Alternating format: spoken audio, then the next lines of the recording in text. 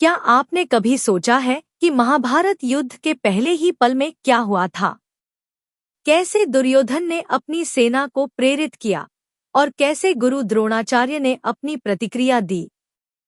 आइए जानते हैं श्रीमद् भगवद गीता के पहले 10 श्लोकों का रहस्य, एकदम सरल और रोचक भाषा में। अगर आपको भगवद गीता से जुड़ी गहरी बातें जाननी है, तो चैनल को सब्सक्राइब करना न भूलें। कुरुक्षेत्र, एक धर्मभूमि। लेकिन क्या यह धर्मयुद्ध होगा या अधर्म की जीत?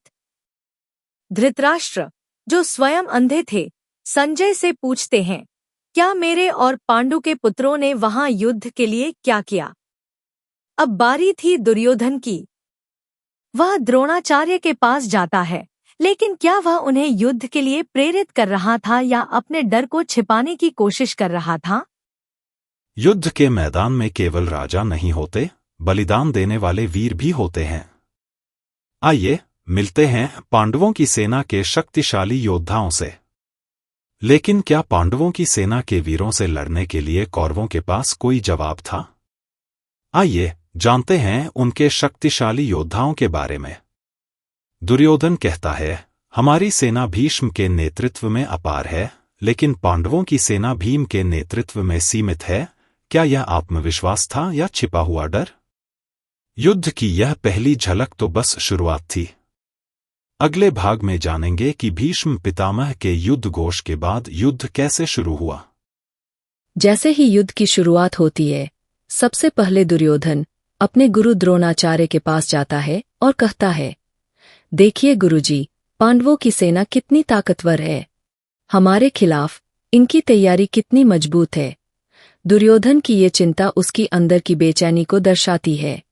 यहाँ दुर्योधन सिर्फ अपनी चिंता को नहीं बता रहा है, बल्कि यह भी दर्शाता है कि युद्ध का सामना करते हुए उसकी स्थिति कितनी गंभीर है। पांडवों के पास न सिर्फ संख्या में बढ़त है, बल्कि उनके पास अनुभव और रणनीतिक कौशल भी है। अब बारी आती है अर्जुन की। जैसे ही अर्जुन ने दोनों सेनाओं को देखा, उनके मन में उथल पुथल मचने लगी। उन्होंने देखा कि उनके खुद के गुरु, उनके परिवार और उनके प्रियजन कौरवों की सेना में खड़े हैं। यह दृश्य अर्जुन के लिए एक बड़ी मानसिक चुनौती बन गए। उनके मन में यह सवाल उठने लगे, क्या मैं इन लोगों को मार सकता हूँ, जिनके साथ मैंने अपना जीवन बिताया है? अर्जुन के मन में यह युद्ध धर्म और अधर्म के बीच एक बड़ा सवाल बन गया था। क्या इस युद्ध में उनके अपनों का वध करना सही होगा? क्या यह धर्म के रास्ते से भटकने जैसा नहीं होगा?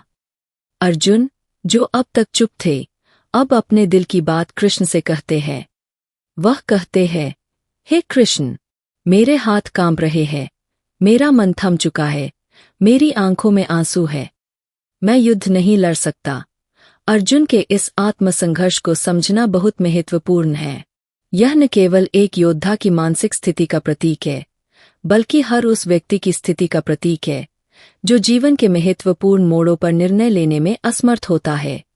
यहाँ अर्जुन के मन में केवल युद्ध का भय नहीं था, बल्कि एक ऐसा मानसिक तूफान था जो उसे अपने अपनों से लड़ने से रोक रहा था। उनके आंसू और कंपकंपी यह दर्शाते हैं कि युद्ध के परिणामों का डर सिर्फ शारीरिक नहीं, बल्कि मानसिक भी था। अर्जुन ने कहा, हे कृष्ण, मैं नहीं लड़ सकता। ये लोग मेरे प्रियजन हैं, मैं उन्हें मरते हुए नहीं देख सकता। अर्जुन के शब्दों में पूरी तरह से हताशा और उलझन साफ दिखाई दे रही थी। वह यह समझ नहीं पा रहे थे कि धर्म क्या है और क्या करना सही होगा। यहाँ श्री कृष्ण का चुप रहना बहुत महत्वपूर्ण है। वह अर्जुन की आंतरिक स्थिति को समझते हुए उसे वक्त देना चाहते हैं, ताकि वह पूरी तरह से अपनी स्थिति को महसूस कर सके। कृष्ण जानते थे कि अर्जुन को जवाब देने का वक्त अब नहीं आया है। क्या अर्जुन इस युद्ध में शामिल होंगे? क्या कृष्ण उन्हें सही मार्ग दिखाएंगे? क्या अर्जुन अपने आत्मसंघर्ष को पार कर पाएंगे? जानने के लिए अगले वीडियो में हम अर्जुन की दुविधा को और गहराई से समझेंगे। अर्जुन का ये मानसिक संघर्ष दर्शाता है कि वो युद्ध के बजाय अपने परिवार के साथ शांति की स्थिति में रहना चाहते थे। उनका दिल युद्ध के किसी भी परिणाम को स्वीकार करने को तैयार नहीं था। इस दुविधा से अर्जुन के मन में युद्ध की नरकीय स्थिति सामने आ रही थी। अर्जुन अब अपने मन की गहरी पीड़ा को और अधिक स्पष्ट रूप से व्यक्त करते हैं। वो कहते हैं, हे कृष्ण, इस युद्ध से हमें कोई लाभ नहीं होगा। हम अगर ये युद्ध जीत भी गए तो इसके परिणाम स्वरूप हमारे रिश्तों में टूट फूट, धर्म का नाश और विनाश होगा। क्या ये सब करने का कोई अर्थ है? यहां अर्जुन स्पष्ट रूप से इस युद्ध को एक त्रासदी के रूप में देख रहे थे। उनका कहना था कि परिवार के लोगों का वध करके जीतने से क्या फायदा होगा जब उनके रिश्ते टूट जाएं और धर्म का विनाश हो। अर्जुन अब बिल्कुल टूट चुके थे। उन्होंने अपना गांडीव धनुष गिरा दिया और पूरी तरह से आत्मसमर्पण कर दिया। वो श्री कृष्ण से कहते हैं, मुझे समझ में नहीं आ रहा है कि क्या सही है और क्या गलत। मेरी आंखों में आंसू हैं, हाथ पैर कांप रहे हैं और मैं इस युद्ध को लड़ा नहीं सकता। अर्जुन ने महसूस किया कि ये युद्ध सिर्फ शारीरिक नहीं बल्कि मानसिक और भावनात्मक भी था। वो अपने रिश्तेदारों और प्रियजनों के वध को नहीं देख सकते थे। उनकी स्थिति बिल्कुल निराशाजनक थी। अर्जुन के मन में जो दुविधा और निराशा थी उसे कृष्ण ने बड़े शांति से सुना। कृष्ण ने अर्जुन से कहा, अर्जुन, तुमने एक बहुत बड़ा निर्णय लिया है, लेकिन यह निर्णय तुम्हारे धर्म से विपरीत है। तुम युद्ध से बच नहीं सकते क्योंकि यह तुम्हारा धर्म है। क्या तुम्हें नहीं पता कि इस युद्ध में तुम्हें भाग लेना है क्योंकि यह तुम्हारा कर्म है? कृष्ण ने अर्जुन को समझाया कि इस युद्ध का आह्वान एक परम सत्य से हुआ है। ये युद्ध अर्जुन का भाग्य और उसका कर्म है। यहां तक कि अगर वो युद्ध से पलायन करते हैं तो भी उनके कर्म उन्हें इस युद्ध में भाग लेने के लिए मजबूर करेंगे। अर्जुन की चिंता अब और भी गहरी हो गई थी। वह कृष्ण से कहते हैं, हे कृष्ण, अगर हम युद्ध जीत भी गए तो इसके परिणाम स्वरूप हमारे परिवार का क्या होगा? क्या हमें यह युद्ध जीतने के बाद भी शांति मिल पाएगी? हम अपने रिश्तेदारों को मारकर जीतेंगे तो क्या हमारे लिए कोई आंतरिक शांति बच पाएगी? अर्जुन का यह सवाल सभी के दिलों में गहरे रूप से समाया हुआ है। क्या किसी युद्ध की जीत अपनों की हानि के बाद भी मायने रखती है? अर्जुन का दिल यह सवाल कर रहा था कि क्या यह युद्ध सही है? अर्जुन अब और भी अधिक आत्ममंथन करते हैं। वह कहते हैं, हे कृष्ण, इस युद्ध में जो लोग मारे जाएंगे उनका पाप कैसे धुल पाएगा? और यदि हम खुद अपने परिवार का नाश कर रहे हैं तो हम किस रास्ते पर चल रहे हैं? क्या यह धर्म के खिलाफ नहीं है? अर्जुन के दिल में इस युद्ध के परिणामों को लेकर डर था। वह यह समझ नहीं पा रहे थे कि अगर परिवार और रिश्तों का नाश होगा तो धर्म का पालन कैसे हो सकता है? क्या इस युद्ध के बाद उनका जीवन बच भी पाएगा? अर्जुन का मस्तिष्क अब पूरी तरह से उलझ चुका था। वह कहते हैं, इस युद्ध के परिणाम स्वरूप हम अपनी संतानों को खो देंगे, हम अपने धर्म से भटक जाएंगे और समाज में अराजकता फैल जाएगी। क्या हमें इस युद्ध में भाग लेना चाहिए?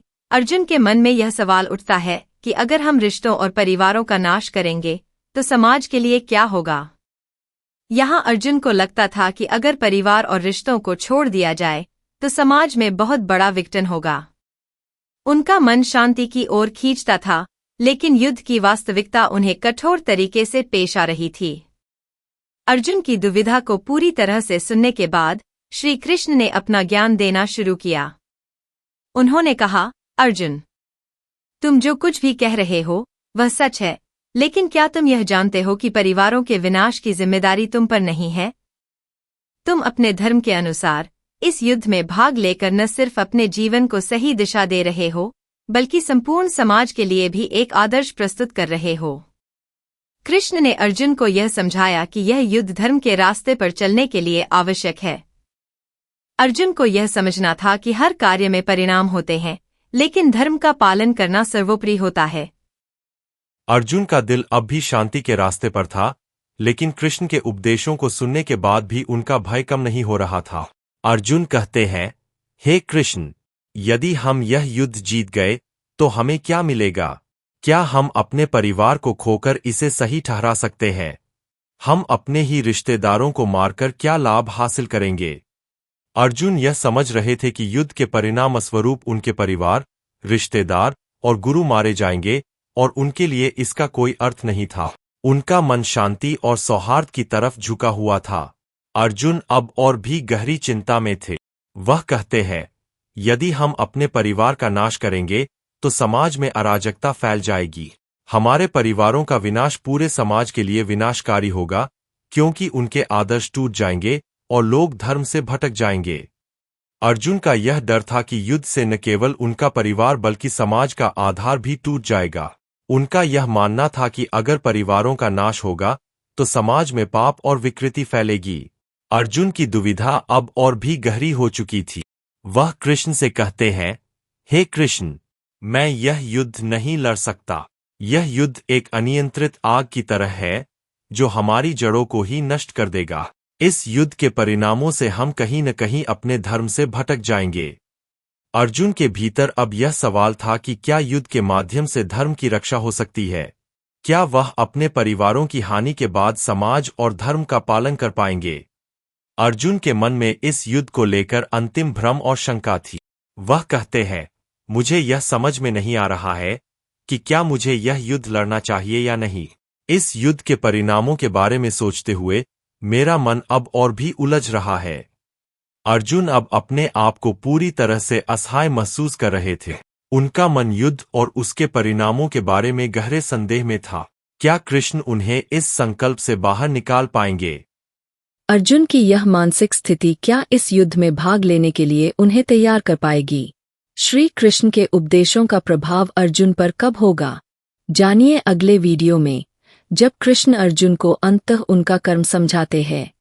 अगर आपको यह वीडियो पसंद आया हो तो कृपया लाइक करें, इस ज्ञान को अपने दोस्तों के साथ शेयर करें और चैनल को सब्सक्राइब करें ताकि आप श्री कृष्ण के गहरे उपदेशों का आनंद ले सकें।